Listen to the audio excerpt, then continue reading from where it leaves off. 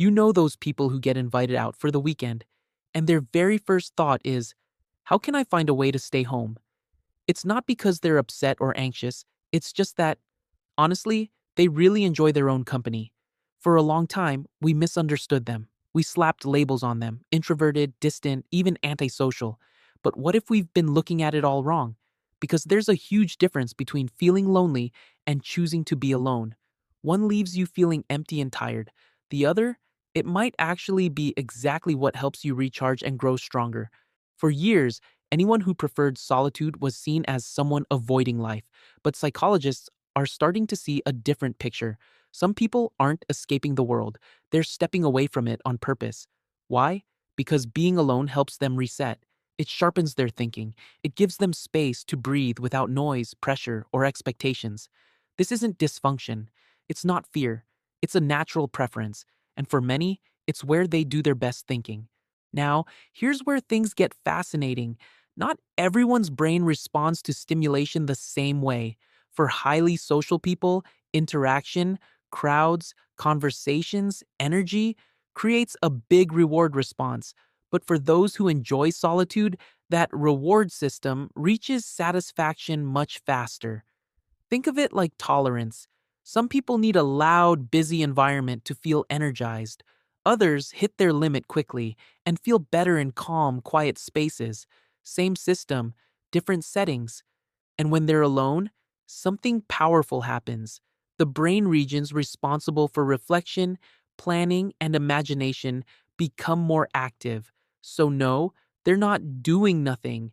They're processing ideas, replaying experiences, solving problems, and sometimes creating their best work.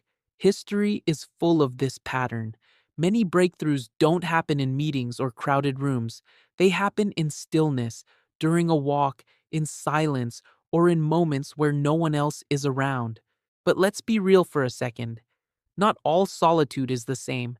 There's a big difference between choosing to be alone and using isolation as a shield. Sometimes people withdraw because it feels safer than being judged, rejected, or misunderstood. And that's where things change. Healthy solitude comes from a place of strength, not fear. If you step away to recharge, think, or create, that's growth. If you hide because connection feels too difficult, that's something worth paying attention to. People who truly enjoy being alone tend to understand something most of us are never taught. They don't see themselves as incomplete. We grow up hearing things like, find your other half, or someone completes you. But solitude oriented people often reject that idea completely.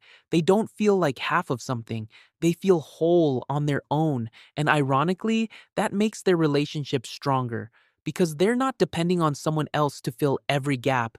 They're choosing connection, not needing it to survive. What's even more interesting is how culture shapes this.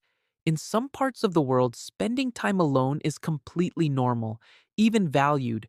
There are places where eating alone, traveling solo, or doing activities by yourself isn't seen as strange at all. It's just life. But in other cultures, being alone in public can feel uncomfortable, like you're being judged. Same behavior, completely different meaning. So let's make something clear. If you genuinely enjoy your own company, there's nothing wrong with you. In fact, in a world that constantly demands your attention, messages, notifications, expectations, being able to sit quietly with yourself is rare and powerful. But here's the key: make sure it's a choice. Ask yourself, can I connect with people when I want to? Do I have meaningful relationships? Am I alone because I enjoy it or because I'm avoiding something? When solitude is a preference, it becomes a strength. When it's a defense, it becomes a limitation. So next time someone asks why you skipped the party, stayed in, or chose a quiet night over a crowded one, you don't need to explain yourself.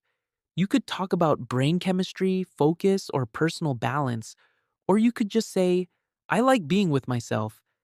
And honestly, that says everything. If you found this video insightful, make sure to like it, subscribe to the channel, and hit the notification bell so you don't miss future videos exploring the mind, personality, and human behavior.